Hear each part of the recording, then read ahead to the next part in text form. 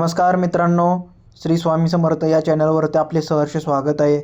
तर आज आम्ही तुम्हाला खूप महत्त्वाच्या गोष्टी सांगणार आहे. व्हिडिओ शेवटपर्यंत नक्की बघा. घरात ठेवलेल्या या 11 वस्तू आजच बाहेर काढा, नकारात्मक शक्ती संपवून टाका. मृत व्यक्तीचे कपडे घरात ठेवू नये. अशा कपड्यात मृत व्यक्तीची ऊर्जा सामावलेली असते. असे कपडे घराच्या प्रगतीत अडथळे आणतात. कौटुंबिक कलह हा निर्माण होतो. दुसरा म्हणजे देवी देवतांच्या भग्न पावलेल्या मूर्ती म्हणजेच तुटलेल्या फुटलेल्या तडा गेलेल्या मूर्ती व फोटो घरामध्ये ठेवणे यांनी देवदोष लागतो. घरात अनेक समस्या निर्माण होतात. एकापेक्षा जास्त देवी देवतांची मूर्ती ठेवणे सुद्धा टाळावे. नको असलेल्या मूर्ती लवकरात लवकर वाहते पाण्यामध्ये किंवा पवित्र वृक्षाखाली विसर्जित कराव्यात. तिसरा, देवी देवतांना वाहिलेली फुलं, नैवेद्य या गोष्टीचा बरेच दिवस प्लास्टिकच्या पिशवीत साठवून ठेवल्या जातात. हे निर्मल्य वेळीच घराबाहेर टाकलं नाही तर घरात वास्तुदोष निर्माण झाल्याशिवाय राहत नाही. अशा गोष्टीमुळे घरात कटकटी, भांडणे, वादविवाद होतात. चौथा मुद्दा, घराला किंवा वाहनाला नजर लागू नये म्हणून लिंबू मिरची बांधले जातात. हे लिंबू मिरची 1 आठवड्यातून अधिक काळ घराला किंवा वाहनाला बांधू नयेत. तिचे वेळेत विसर्जन करावे, अन्यथा फायदाऐवजी तोटा होतो. 5वा मुद्दा, जुनं कॅलेंडर घरातील कोणत्याही भिंतीवर लावू नये.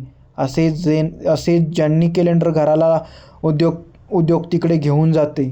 वर्ष संपताच घरी कॅलेंडर गुंडाळून व्यवस्थित ठेवून जाणे व त्या जागी नवीन कॅलेंडर लावावे. 6वं, काटेरी झाड घरात चुकूनसुद्धा लावू नये. याने अनपेक्षित दुर्घटना घडू शकतात. सौभाग्याची रूपांतर दुर्भाग्यात होते. आजारपण पाठीशी लागतं. पैसा आणि धन या गोष्टींवर वाया जातो. 8वा, काटेरी झाडांप्रमाणेच ज्या झाडाचे पानं तोडल्यानंतर दूध म्हणजे पांढरा चीक निघतो, असे झाडे सुद्धा घरात किंवा घराभोवती लावू नयेत. 9वा, तडा गेलेला किंवा फुटलेला आरसा घरात मोठ्या प्रमाणात नकारात्मक ऊर्जा निर्माण करतो. ही ऊर्जा चालू कामे बंद पाडतो. प्रत्येक कामामध्ये अपयश येऊ लागतं. त्यामुळं तडा गेलेला आरसा घरात ठेवू नका. 10वं, बंद पडलेले किंवा बिघडलेले घड्याळ घरात पडून असेल तर चांगलं चाललेलं वेळ वाईट वेळेत रूपांतरित होतं. त्यामुळं सोबत असलेलं असं घड्याळ ताबडतोब दुरुस्त करून घ्यावं. दुरुस्त करणं शक्य नसेल तर घराबाहेर फेकून द्यावं, पण घरात ठेवू नका. 11वा, पाकिटाचा थेट संबंध लक्ष्मीशी आहे. पाकिट फाटलेलं असेल, खराब झालेलं असेल तर ताबडतोब बदलावं. आवश्यक वस्तू, पैसे आणि लक्ष्मीशी संबंधित वस्तू पाकिटात ठेवाव्यात. त्याने पाकिटाला लक्ष्मीचा पुरवठा सदैव होत राहतो आणि पैशांनी भरलेलं सुद्धा राहतं. त्यामुळं पाकिट फाटकं वापरू नका. 12वा, पैशाचं कपाट म्हणजे तिजोरी खराब झाली असेल तर बदलावी. तिजोरीत पैसे, शेजाऱ्यांनी, इतरांना आवश्यक वस्तू ठेवू नयेत. पैसे, दागिने, बँके पासबुक, चेकबुक तिजोरीत व्यवस्थित ठेवावं. तिजोरीत व्यवस्थित ठेवावी. तिजोरी विस्कळीतपणा असेल तर जास्त थेट प्रभाव लक्ष्मीवर पडल्याशिवाय राहत नाही.